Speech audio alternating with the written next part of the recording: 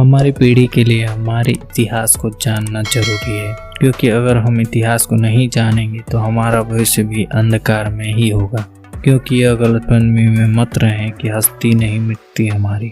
अरे साहब, 24 बार भारत को विभाजित किया गया और 9 देश तैयार किए गए हैं, जो कि इससे आपको पूरा परिचय देंगे कि कैसे भारत को टूटा और कैसे हमारे नेता और मीडिया ने हमारे पूरे इतिहास को ही ऐसे गायब किया कि जैसे हम पैदा ही गरीब हुए थे। लेकिन हमारा इतिहास बहुत गौरवशाली है, जो कि इतिहास के पन्नों से गायब कर दिया गया और कुछ चाटुकार इतिहासकारों के द्वारा हमारा मिटाया जा रहा है। लेकिन हमारा मिशन यह है कि जो सच्चाई है उसे बाहर लाया जाए और अपने गौरवशाली भारत के बारे में हर हिंदुस्तानी को गौरवान्वित करने वाला यह वीडियो जरूर है। सन 1947 में विशाल भारतवर्ष का पिछले 2500 वर्षों में यह 24वां विभाजन है। शायद एक कोई पुस्तक होगी जिसमें यह वर्णन मिलता हो कि इन आक्रमणकारियों ने अफगानिस्तान, बर्मा, श्रीलंका, नेपाल, तिब्बत, भूटान, पाकिस्तान या मालदीव या बांग्लादेश पर आक्रमण किया। और यहाँ यह एक यक्ष प्रश्न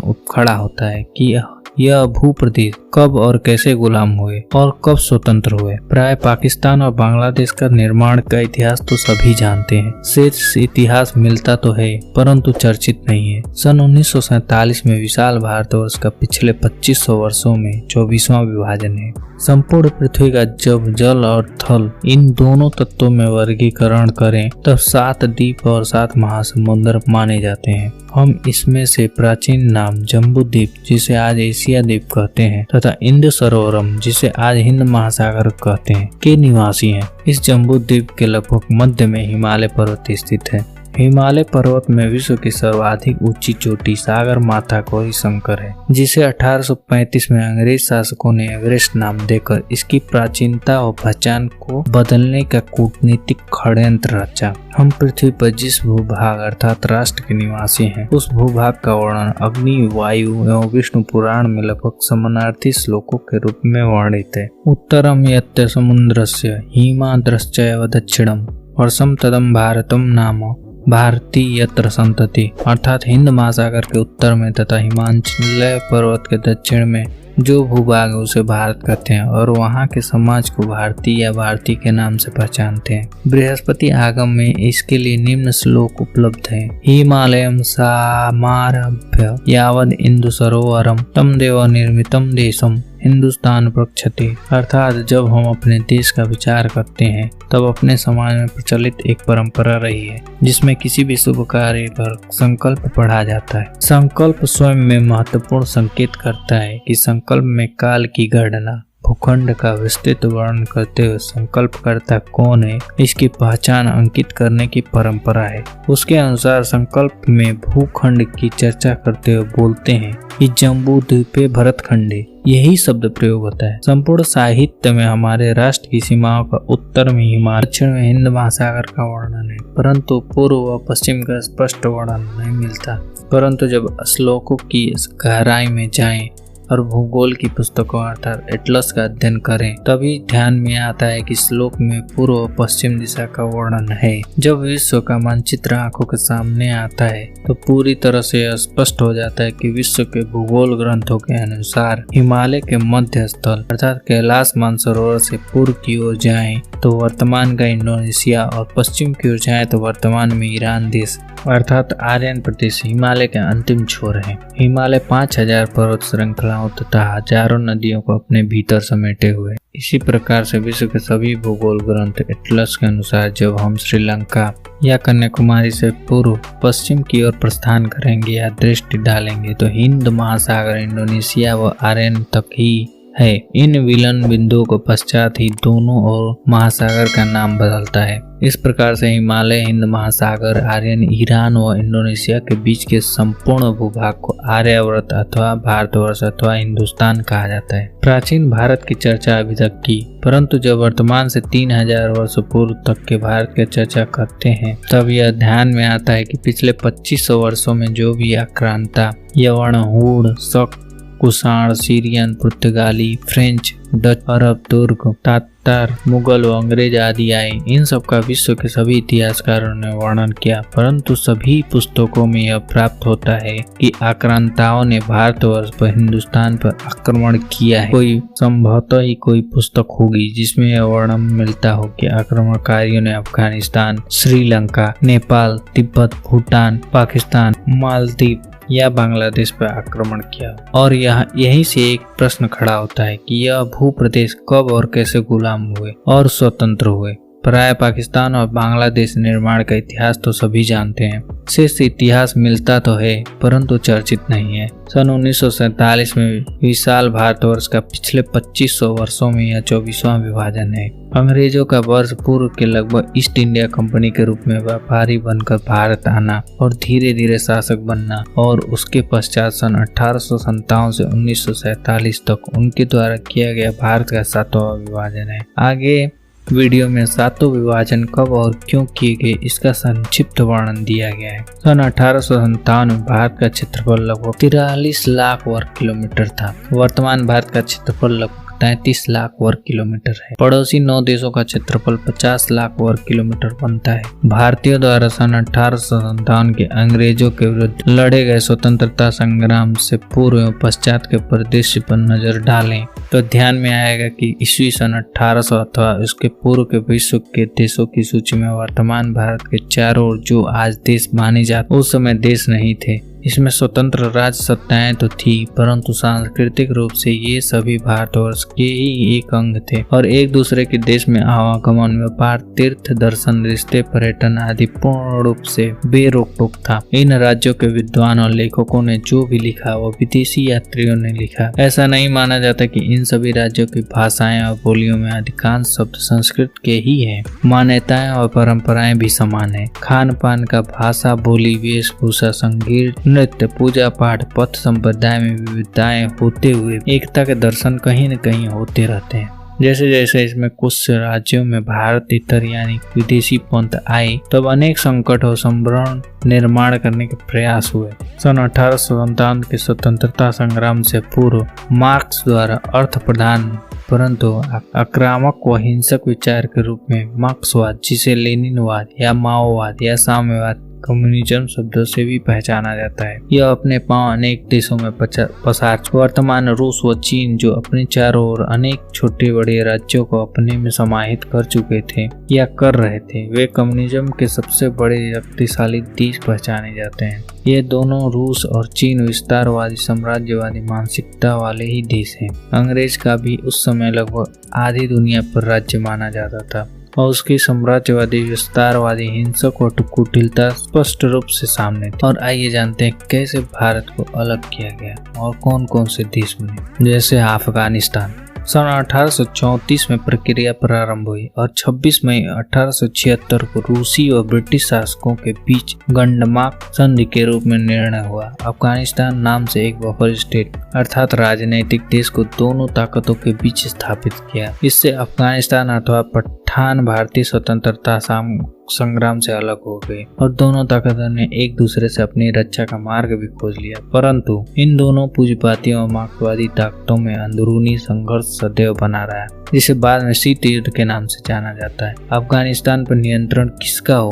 अफगानिस्तान शैव प्रकृति पूजक मत से बौद्ध मतावलंबी और फिर विदेशी पंथ इस्लाम मतावलंबी हो चुका था। बादशाह शाहजहां, शेरशाह सूरी और महाराजा रणजीत सिंह के शासनकाल में उनके राज्य में कंधार आदि, जो पहले गंधार था, आदि का स्पष्ट वर्णन मिलता है। अब नेपाल मध्य हिमालय के 46 से अधिक छोटे बड़े राज्यों को संगठित कर पृथ्वी नारायण शाह नेपाल नाम से एक राज्य का सुगठन कर चुके थे। स्वतंत्रता संग्राम के सेनानियों ने इस क्षेत्र में अंग्रेजों के विरुद्ध लड़ते समय पर शरण ली। अंग्रेजों ने विचार पूर्वक 1904 में वर्तमान के बिहार स्थित सुगौली नामक स्थान पर उस समय के पहाड़ी राजाओं के नरेश से संधि कर नेपाल को एक स्वतंत्र अस्तित्व प्रदान कर अपना रेजिडेंट बैठा दिया। इस प्रकार से नेपाल स्वतंत्र राज्य होने पर भी अंग्रेजों के प्रत्यक्ष अधीन ही था। रेजिडेंट के बिना महाराजा को कुछ भी खरीदने तक की अनुमति नहीं थी।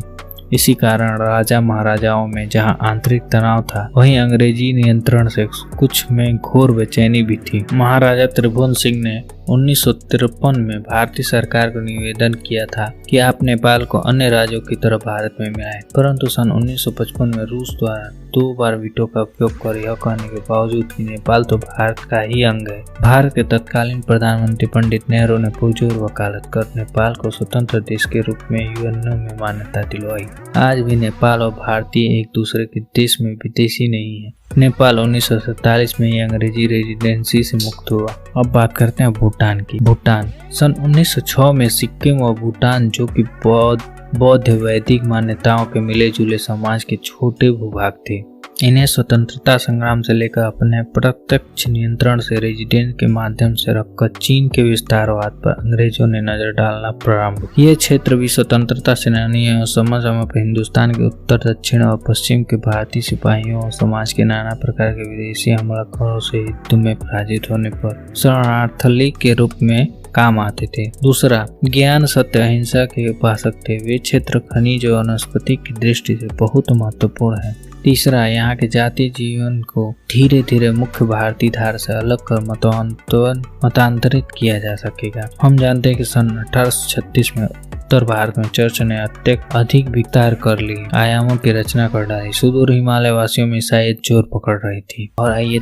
तिब्बत के बारे में जानते हैं। सन 1914 में तिब्बत को केवल एक पार्टी मानते हुए चीनी साम्राज्यवादी सरकार और भारत के काफी बड़े भूभाग पर कब्जा जमाए अंग्रेज शासकों के बीच एक समझौता हुआ। भारत और चीन के बीच तिब्बत को एक बफर स्टेट के रूप में मान्यता देते हुए हिमालय को विभाजित करने के लिए मैकमोहन रेखा का निर्माण किया गया। हिमालय सदैव से ज्ञान विज्ञान के शोध और चिंतन का केंद्र रहा है। हिमालय को बांटना और तिब्बत भारतीयों को अलग करना यह षड्यंत्र द्वारा रचा गया था। चीनी और अंग्रेज शासकों ने एक दूसरे के विस्तारवादी साम्राज्यवादी मंसूबों को लगाम लगाने के लिए कूटनीतिक खेल खेला था। अंग्रेज ईसाईयत हिमालय में कैसे अपने पांव पर जमाएगी यह सोच रहा था, परंतु समय ने कुछ ऐसी करवट ली कि प्रथम और द्वितीय महायुद्ध के बाद अंग्रेजों को एशिया और विशेष रूप से भारत को छोड़कर जाना पड़ा। भारत के तत्कालीन प्रधानमंत्री पंडित नेहरू ने समय की नैतिकता को पहचानने में भूल कर दी। इसी कारण तिब्बत को सन 1949 में 1959 के बीच चीन हड़पने में सफल हो गया। पंचशील समझौते की समाप्ति के साथ ही अक्टूबर सन 1962 चीन ने भारत पर हमला कर हजारों वर्ग किलोमीटर अक्साई चीन और अरुणाचल आदि को कब्जे में कर लिया था। तिब्बत का चीन का भूभाग पाने का निर्णय पंडित नेहरू की भारी ऐतिहासिक भूल थी। आज भी तिब्बत को चीन का भूभाग मानना और चीन पर तिब्बत को निर्वासित सरकार से बात कर मामले को सुलझाने हेतु दबाव न डालना, यह भारत की बड़ी कमजोरी व भूल है। नवंबर 1962 में भारत के दोनों सदनों के संसद सदस्यों ने एकजुट होकर चीन में 1-1 इंच जमीन खाली करवाने का संकल्प लिया था। आश्चर्य है कि भारतीय नेतृत्व उस संकल्प को शायद भुला बैठी है। हिमालय परिवार के नाम के आंदोलन ने उस दिवस को मनाना प्रारंभ किया ताकि जनता नेता द्वारा की गए संकल्प को याद करें। श्रीलंका और म्यांमार का विघटन। अंग्रेज प्रथम महायुद्ध 1914 से 1919 में जीतने में तो सफल रहे, परंतु भारतीय सैनिकों की शक्ति के आधार पर धीरे धीरे स्वतंत्रता प्राप्त हेतु क्रांतिकारियों के रूप में भयानक ज्वाला अंग्रेजों को भस्म करने लगी। सत्याग्रह स्वदेशी की मार से आम जनता अंग्रेजों के कुशासन के विरुद्ध खड़ी हो रही थी। द्वितीय महायुद्ध के बादल भी मंडराने लगे थे। सन 1935 और 1937 से ईसाई ताकतों को लगा कि उन्हें कभी भी भारत और एशिया से बोरिया बिस्तर बांधकर जाना पड़ेगा। उनकी अपनी स्थलीय शक्ति मजबूत नहीं थी और न ही वे दूर से नौबथल में वर्चस्व बना सकते थे। इसलिए जल मार्ग पर उनका कब्जा होना चाहिए तथा जल के किनारों पर भी उनके हितैषी राज्य होने चाहिए। इसलिए समुद्र में अपना नौसैनिक बैठाने, उसके समर्थक राज्य स्थापित करने तथा स्वतंत्रता संग्राम से उन भूभागों और समाजों को अलग करने हेतु सन 1965 में श्रीलंका और सन 1937 में म्यांमार को अलग कर दिया गया। राजनीतिक देश की मान्यता भी दे दी गई। ये दोनों देश इन्हीं वर्षों को अपना स्वतंत्रता दिवस मनाते हैं। म्यांमार और श्रीलंका का अलग अस्तित्व प्रदान करते ही अंतरण का पूरा ताना बाना जो पहले ही तैयार किया जा चुका था और अधिक विस्तार और विविधता से इन देशों में प्रदान की गई। ये दोनों देश वैदिक बौद्ध धार्मिक परंपरा को मानने वाले हैं। म्यांमार के अनेक स्थान विशेष रूप से रंगून का अंग्रेज द्वारा देशभक्त भारतीयों को काले पानी की सजा देने के लिए जेल के रूप में भी उपयोग किया होता है। पाकिस्तान और बांग्लादेश का विघटन। 1905 का लॉर्ड कर्जन का बंग भंग का खेल 1911 में बुरी तरह से विफल रहा, परंतु इस हिंदू मुस्लिम एकता को तोड़ने हेतु अंग्रेजों ने आगा खां के नेतृत्व में सन 1906 में मुस्लिम लीग की स्थापना कर मुस्लिम कौम का बीज बोया। पूर्वोत्तर भारत के अधिकांश जनजातीय जीवन को ईसाई के रूप में मतांतरित किया जा रहा था। ईसाई बने भारतीयों को स्वतंत्रता संग्राम से पूर्णतः अलग रखा गया। पूरे भारत में एक भी ईसाई सम्मेलन में स्वतंत्रता के पक्ष में प्रस्ताव पारित नहीं हुआ। दूसरी ओर मुसलमानों तुम एक अलग कौम हो का बीज बोते ही सन 1940 में मोहम्मद अली जिन्ना के नेतृत्व में पाकिस्तान की मांग खड़ी कर देश को नफरत की आग में झोंक दिया गया। अंग्रेजियत के दो एजेंट पंडित नेहरू व मोहम्मद अली जिन्ना दोनों ही घोर महत्वाकांक्षी और जिद्दी स्वभाव के थे। अंग्रेजों ने इन दोनों का उपयोग कर गुलाम भारत के विभाजन हेतु द्वितीय महायुद्ध में अंग्रेजों पूरी तरह से आर्थिक और राजनीतिक दृष्टि से इंग्लैंड में तथा अन्य देशों में टूट चुके थे। उन्हें लगता था कि अब वापस जाना ही पड़ेगा और अंग्रेजी साम्राज्य को भी कभी न अस्त होने वाला सूर्य अब अस्त होना शुरू हो चुका था। संपूर्ण भारत देशभक्ति के स्वरों के साथ सड़क पर आ चुका था और संघ, सुबास, सेना और समाज सब अपने अपने ढंग से स्वतंत्रता की अलग जगा रहे थे। सन 1948 तक प्रतीक्षा न करते हुए 3 जून 1947 को अंग्रेज अधीन भारत के विभाजन और स्वतंत्रता की घोषणा औपचारिक रूप से कर दी गई थी। यहाँ यह बात ध्यान में रखने वाली है कि उस समय भी भारत की 562 ऐसी छोटी बड़ी रियासतें थी जो अंग्रेजों के अधीन नहीं थी। इनमें से 7 ने आज के पाकिस्तान में तथा 555 ने जम्मू कश्मीर और सहित आज के भारत में विलय किया। भयानक रक्तपात और जनसंख्या की अदला बदली के बीच 14 से 15 अगस्त 1947 को मध्य रात में पश्चिम और पूर्व पाकिस्तान बनाकर अंग्रेजों ने भारत का 7वां विभाजन किया। आज ये 2 भाग पाकिस्तान और बांग्लादेश के नाम से जाने जाते हैं। भारत के दक्षिण में सुदूर समुद्र मालादीप छोटे छोटे टापुओं का समूह 1947 में स्वतंत्र देश बन गए, जिसकी चर्चा और जानकारी उन्हें अत्यंत महत्वपूर्ण और उपयोगी है। यह बिना किसी आंदोलन और मांग के हुआ। भारत का वर्तमान परिदृश्य सन 1947 के पश्चात फ्रेंच के कब्जे से पांडिचेरी, पुर्तगीज के कब्जे से गोवा, देव दमन तथा अमेरिका कब्जे में जाते और सिक्किम को मुक्त करवाए। तो इस प्रकार भारत के टुकड़े किए गए और अगर हम नहीं समझे ऐसे टुकड़े होते ही रहेंगे। अंग्रेजों और विदेशी षड्यंत्रकारियों ने और हमारे नेताओं ने मिलकर देश को बार बार बांटा है, लेकिन बस अब और नहीं, और हमारे देश को और विश्व को संगठित होकर विकास के रास्ते पे आगे बढ़ना है। जय हिंद, जय भारत। अगर वीडियो अच्छा लगा हो तो लाइक, सब्सक्राइब और शेयर जरूर करें। धन्यवाद।